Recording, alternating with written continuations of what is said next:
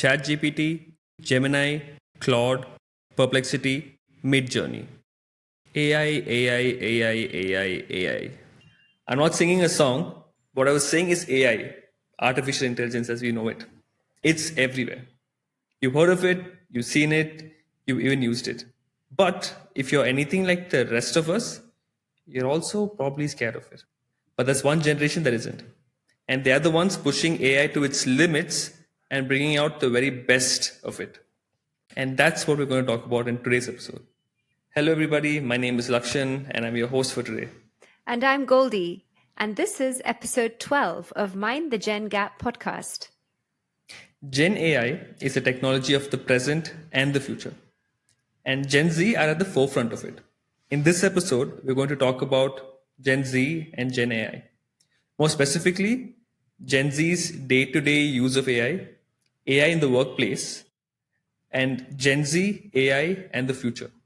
But before we get started with all that juicy stuff, I want to first give a very special thanks to a good friend of mine named Krishnan Subramanian. It was with his support that we were able to make this episode. He's a Gen AI enthusiast. He's like the tech guy for all the people who know him. And it was his insight and research that helped us put this episode together. So if you're listening, Krishnan, I know you are because you subscribed to us. Thank you so much for this. It really made my life easier. I just want to acknowledge that. Speaking of subscribing, if you guys are watching us on YouTube, please subscribe to this podcast. It makes a huge difference for us. If it's the first time you're listening to us, give it a subscribe. I promise you it's going to be worth your while. And if you've been following us for a while but you just haven't remembered to subscribe, no problem. You can hit the button now if you're watching on YouTube. And if you're listening to us on an audio platform, please give us a follow. It really makes a difference. Not only because it encourages us, but also the platforms and algorithms and whatnot. Anyway, once again, thanks a lot, Krishnan. And let's get back to the juicy bits of this episode. Let's start with how Gen Z uses AI on a day to day basis. What I've noticed with other generations is that AI is something that people are getting fairly adept at using. Most people are able to grasp how the technology works and they're leveraging it for themselves. What's different and fascinating about Gen Z is that they don't just use AI, they integrate it seamlessly into every area of their life.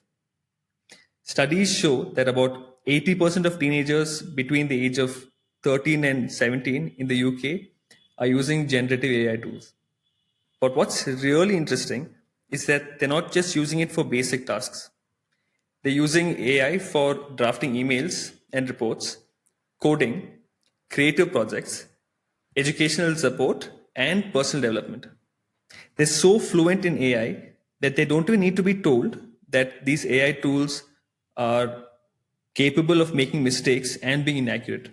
They immediately turn to Google or any other tools to cross check information to make sure that things are accurate. Goldie, I know that you have two Gen Z kids who are very much tech fluent. How have you noticed your kids using AI? I think I do want to just go back to the statement you made about Krishnan and how he is an enthusiast of Gen AI. I didn't even know what Gen AI stood for until you told me, and then you explained how Krishnan had explained this to you. And I obviously wondered, how old is Krishnan? Like, what generation does Krishnan belong to? So that's my first question, and then I'm going to tell you what my kids know. Okay, so he is, to my knowledge, like a boomer or a micro generation between boomers and Gen X. I would say he's about there. Yeah. Fabulous. I think that answers half my question for you. The amount that my children know is exactly the amount you and I can easily get to know, because Krishnan knows, and he's older than you and I, any day. So my point here is, yes, they are fluent. Yes, they are, as you said, they're integrating it into their lives. From whether it's on a social to an educational level. That's where they stand right now in life. if they were in any other position in their life, which would be the professional world, they'd be doing it too. But why is that? Because they're digital natives. Hence, it's easier for them. They're not fearful of it. And does that impress me? If I'm honest, no. I take it for granted. Of course, they would be good at it. Of course, they're integrating it into their lives. So the question that I ask is, why is there this fear from us, the older counterparts? Where's this fear coming from? And of course, as coaches that we are, I think that's a very interesting topic to study and explore this sort of resistance. It's futile, isn't it? Why is artificial intelligence becoming such a difficult question to talk about? I think a lot of it is to do with, well, as we said, how much do we know? Krishnan seems to be very good at it, so much so that he's provided all this information for us, which of course I'm so grateful to. And in light of what he's done, I think that's where we should all be heading. And eliminating this fear is absolutely paramount. And one more thing I think, Goldie, is that while Gen Z is a generation who was born, say, I won't say they were born into AI, I think that's Gen Alpha, but they are very much digital natives, right? And I think they've always grown up with the possibilities perspective of AI, and the other generations are so used to having watched movies and read books on science fiction and how AI has taken over the world and robots and what is it? What's the word? Not catastrophe. Dystopian themes that we are familiar with before AI even became like this massive talked about thing. No, I think that also has a part to play in the fear that we have. 100%. We've seen it as larger than life because we fantasized about it, or rather, it was brought to us as a fantasy. However, seeing it in a reality is almost unimaginable to not many, not everyone. I would say a large majority who can't go beyond the idea of when the world ends, that type of a movie. Yeah, yeah, yeah. And fear is something that I really want to address in this episode, at least to some extent, right?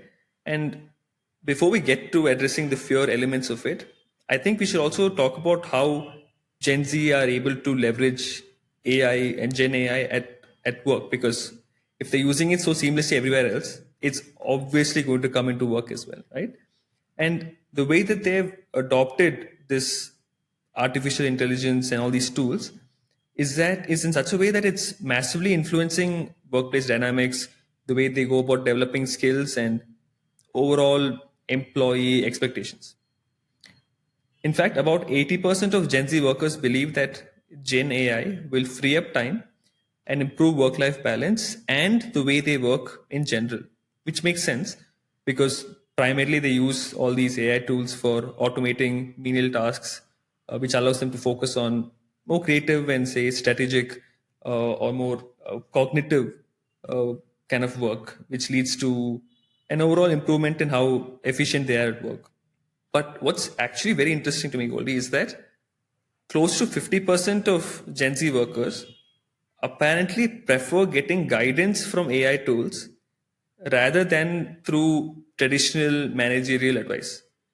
This is because of how comfortable they've grown with using AI and how much they trust the technology because it is ever evolving. Another thing to note is that about 40% of these Gen Z workers also reported a reduction in how much they interacted with their colleagues. Now, the thing is, while I can absolutely appreciate how amazingly adept they are at being able to grasp and leverage Gen AI, personally, I'm not a fan of them looking at it as a or preferring to use AI tools to get guidance rather than from the management of the companies that they work for. And specifically, I would say even more so with the reduction in the whole workplace interactions thing, because already Gen Z are to some extent known for not having the same level of social skill as the other generations. And I feel like it's going to mess with team dynamics and workplace culture. Of course, like there is a caveat. This not all Gen Z are like that, but of course, if it's 40% saying this thing, I think it's worth noting. So I've said a lot, I know. What's your take on all of this? I mean, I think in the spirit of the big emotion that we are trying to address here, it's interesting that both these generations, so their managers and, the elder counterparts, have fear of AI. I would like to challenge Gen Z and ask them, is your fear to be told otherwise by a human being if you're having a discussion about something? Is your fear wondering whether you are second guessing yourself if another human being is going to have a discussion with you? Yeah, it's so evident that communication dynamics, interpersonal relationships are at stake here if they choose to consult with their managers or peers. Well, what is the reason for not doing so? The cover up is using AI, but there's a deeper reason there, I feel, which is I'm not sure if I want to hear what the other one has to say. And then the cover up on that is it's just faster if I ask AI because they won't question me, you know. Which is all very good in the sense of automation, as you said. I think that's a wonderful playground to use AI because it just buys you time, and time is so valuable, isn't it, to everyone? But when it comes to little things like critical thinking, problem solving, or even creativity, your brain has to operate from a place where you give yourself the playground to work with other people in order to collaborate and not use AI as your collaboration tool, because you can shut up the AI and tell it to, close down, or you close it down with a click of your mouse. But you're not going to tell the other human sitting in front of you that I don't want to listen to you, please go away. When you were talking about this decision making piece, no, I was reminded of that. Yeah. I think I mentioned this to you in a previous episode. I don't want to take this person's name, but I know uh, we both know this person. She's someone who works with adolescents primarily, and she was talking about how, I mean, Gen Z today would be the oldest ones would be about 27, and the youngest ones would be about 12 or 13 or so. And like their brain hasn't fully developed in this 27-year period, right?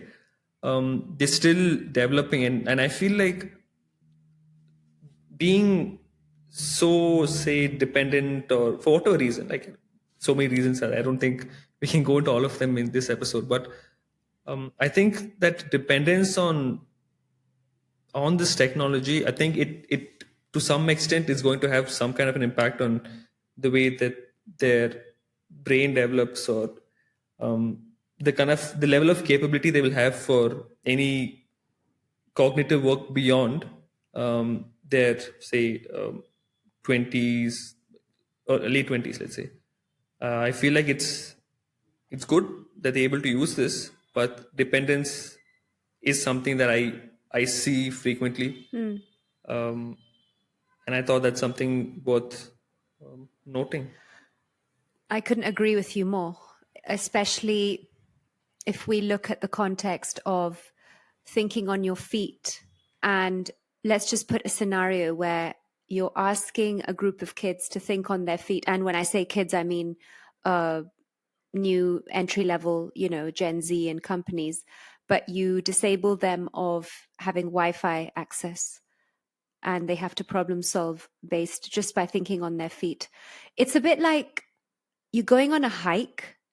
And I'm using this example because I just watched a movie last night based on this, and how going on a hike can envelop so many different skills that you wouldn't otherwise have the opportunity to fine tune in a world that is filled with technology.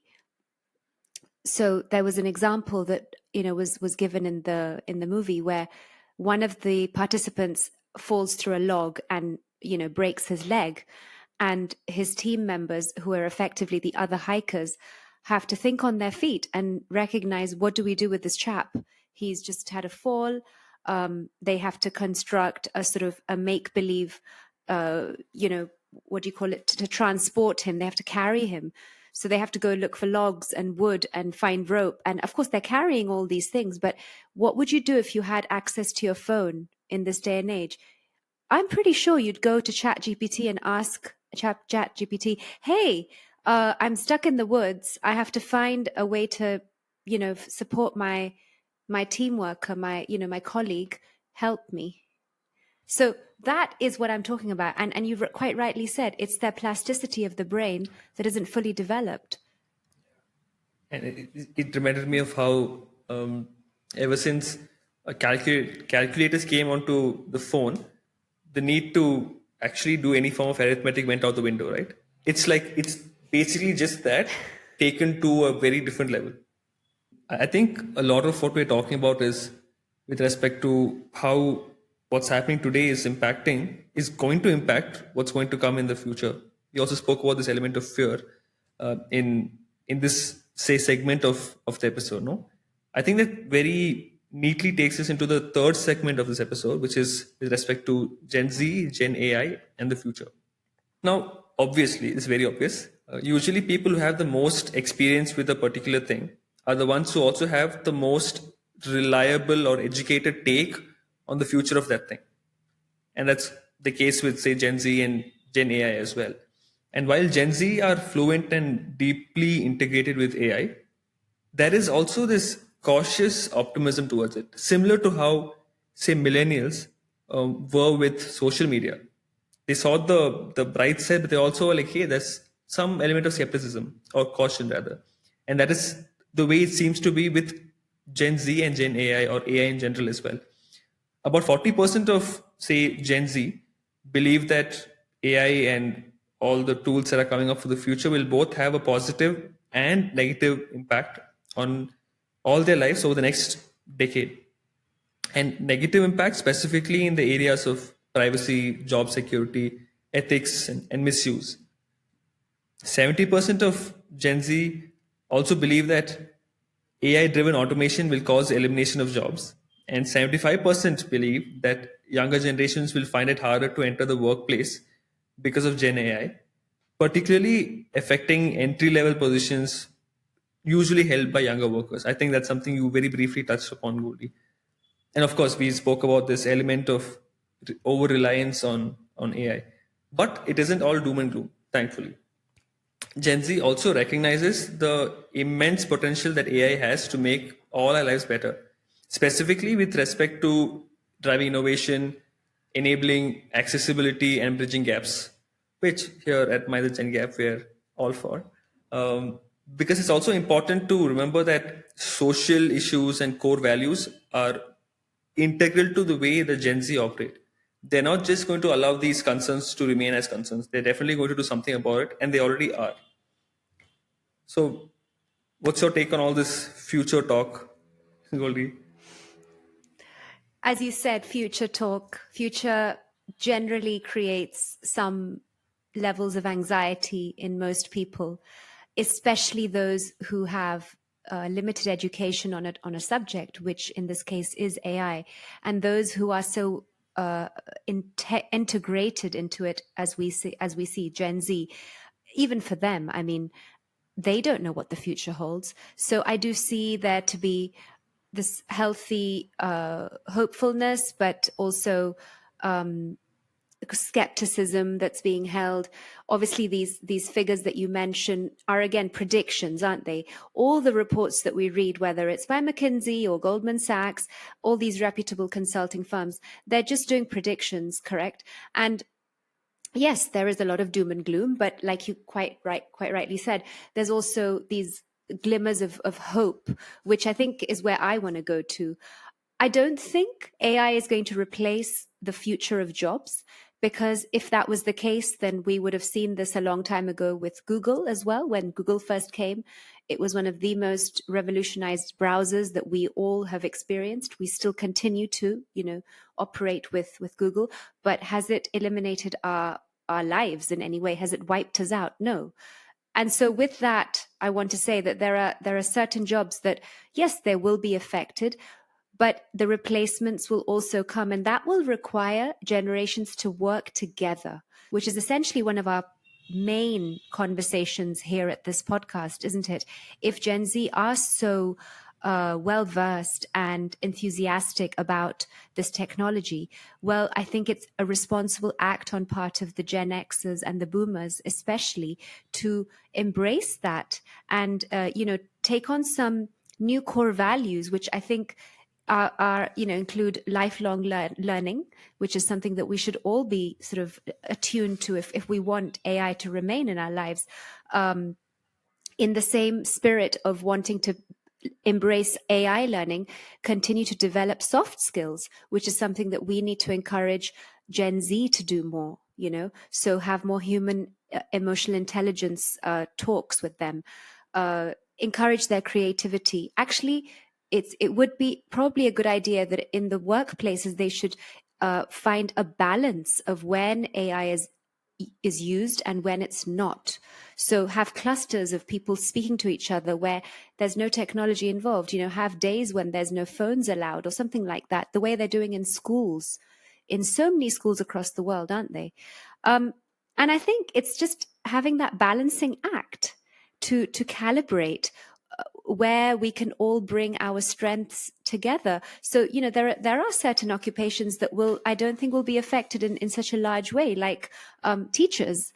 Yes, we can integrate AI and all the technology in teaching, but essentially the teacher, the guru who teaches, they cannot be replaced. What else? Lawyers, judges, psychologists, surgeons. I know that medicine has seen a lot of advancement, especially with cameras assisting the surgeons to operate. But are you going to allow a camera to just simply operate on you? Probably not. Probably not. So I think this idea of fearing AI, again, I come back to fear, is just very futile. Resistance to AI is not going to serve. People must accept that it's a part of our lives now. And if Gen Z are the pioneers of it, well, get on board with them. But also let them know that you would like to show up for them with your own skills and what you bring to the table, which is collaboration, critical thinking, problem solving, as I was saying, all these soft skills. Yeah. I think you perfectly summed up. I think this whole episode. I think you just put this in a nutshell, right? Um, because the main focus of this episode may seem like it is Gen Z, but the real focus of this episode was actually Gen AI. And the point of this whole episode was to talk about how Gen Z has embraced this technology so well, while a lot of the other generations are still wary of it. Rightly so. But generally, we worry about Gen Z a lot. But with respect to this whole AI thing, I think they're doing quite all right. They're optimistic about the future, but still cautious about it. And they're leading the way in using it the right way. All we have to do is follow. And that's how you actually mind the Gen gap. Ooh, speaking of mining the Gen gap, there's another way you can do that. If you enjoy this episode, don't forget to like, subscribe, and share it with all of your colleagues. In fact, I'll go one level further and say if you're watching us on YouTube, please leave us a like and subscribe to us. And if you're listening to us on an audio platform, there's a 5-star button right there. Click on it, follow us, wait for the next episode to drop. And because if you do that, who knows, maybe we'll do an episode based on your research and input, just like we did with Krishnan's in this episode. With all that being said, we've come to the end of episode 12 of Mind the Gen Gap podcast. I've been your host, Lakshan. And I've been your co-host, Goldie. Thank you so much for listening and watching and tuning in all the way to the very end. Muchísimas gracias. See you in the next one. Hasta pronto. Bye.